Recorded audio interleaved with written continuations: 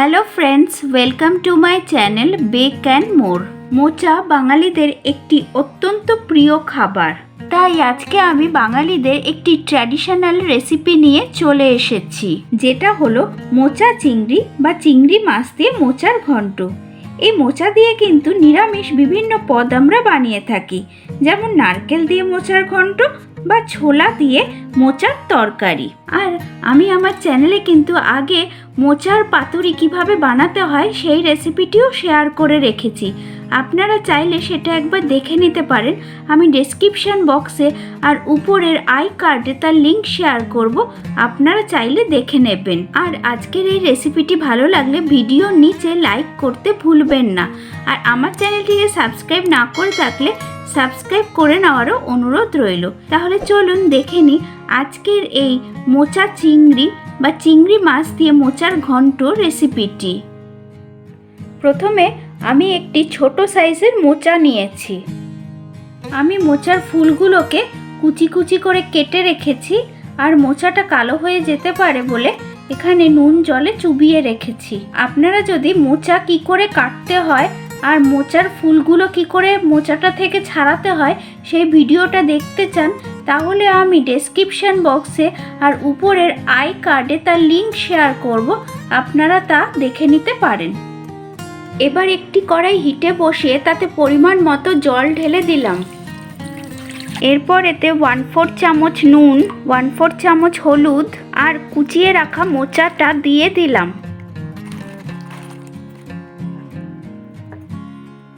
এবার ঢাকা দিয়ে মিডিয়াম ফ্লেমে 10 মিনিটের জন্য সেদ্ধ করে নেব।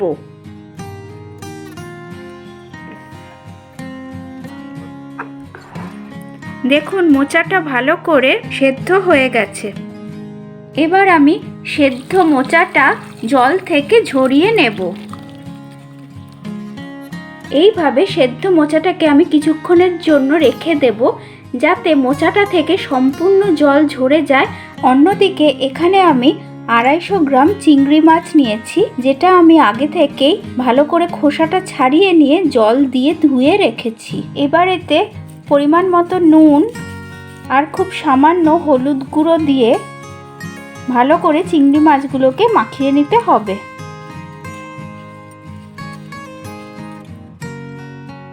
এবার একটি কড়াইয়ে ঢেলে দেব কিছুটা পরিমাণে সর্ষের তেল। তেলটা ভালো করে গরম হলে এতে আমি চিংড়ি মাছগুলো দিয়ে দিলাম। লো টু মিডিয়াম টেম্পারেচারে এবার আমি চিংড়ি মাছগুলোকে খুব হালকা করে ভেজে নেব। চিংড়ি মাছগুলো কিন্তু আমি বেশি ভাজছি না, কেননা চিংড়ি মাছ বেশি ভাজলে শক্ত হয়ে যায়। চিংড়ি মাছগুলো হালকা করে ভেজে নেওয়া হয়ে গেছে, এবার আমি তেল থেকে তুলে নিচ্ছি। এবার আমি চিংড়ি মাছগুলো ভেজে নেওয়ার পর কড়াতে যে তেলটা থাকবে তাতেই দিয়ে দেব 2 মিডিয়াম সাইজের কেটে রাখা আলুর টুকরো। এই আলুর টুকরোগুলো আমি আগেই খোসাটা ছাড়িয়ে ভালো করে জল দিয়ে ধুয়ে রেখেছিলাম। খুব সামান্য নুন দিয়ে আমি আলুগুলোকে মিডিয়াম টেম্পারেচারে হালকা করে ভেজে নেব। প্রায় 2 মিনিট পরে দেখুন আলুগুলোর কালারটা চেঞ্জ হয়ে গেছে। আলুগুলো হালকা করে ভাজা হয়ে গেছে। এবার আমি তেল থেকে তুলে নিচ্ছি। এবার ওই তেলেই দিয়ে দেব 2 শুকনো লঙ্কা, 2 তেজপাতা, 1/2 চামচ গোটা জিরে ফোড়ন দিলাম।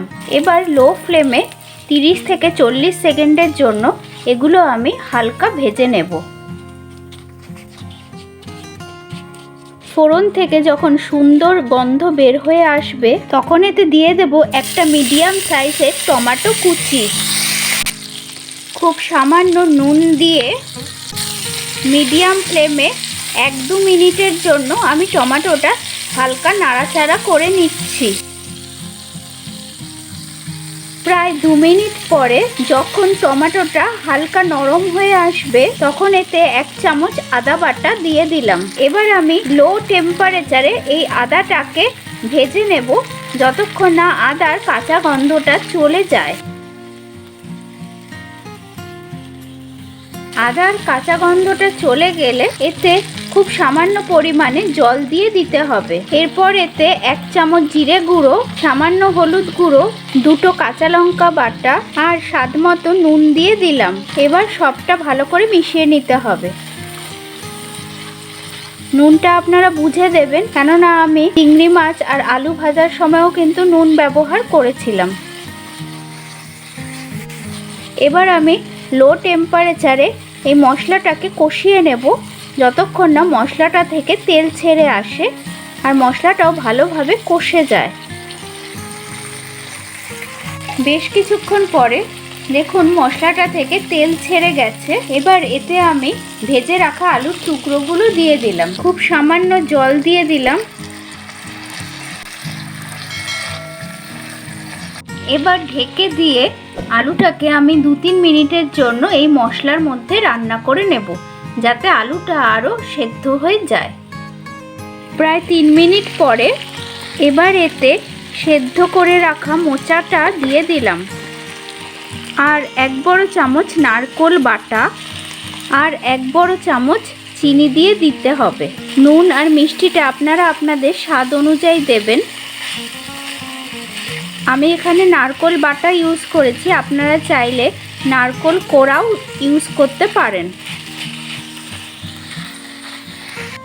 সবটা ভালো করে মিশিয়ে নিতে হবে। এরপর এতে ভেজে রাখা চিংড়ি মাছগুলো দিয়ে দিলাম, সবটা ভালো করে আবার মিশিয়ে নিলাম।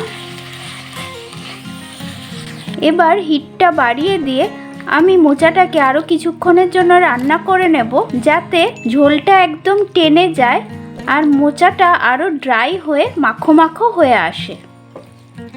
মাঝে মধ্যে একটু নেড়ে দিতে হবে। প্রায় 3 মিনিট মতো হাই ফ্লেমে রান্না করে নেওয়ার পর দেখুন মোচাটা ড্রাই হয়ে গেছে আর মোচাটা অনেকটা মাখো মাখো হয়ে এসেছে। একদম শেষে এতে দিয়ে দেব 2টো কাঁচা লঙ্কা, 1/4 টিস্পুন গরম মশলা গুঁড়ো আর 1 চামচ ঘি দিয়ে ভালো করে মিশিয়ে নিলাম।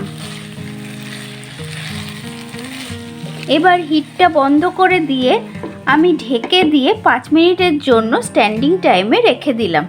তারপরে আপনাদের দেখাচ্ছি।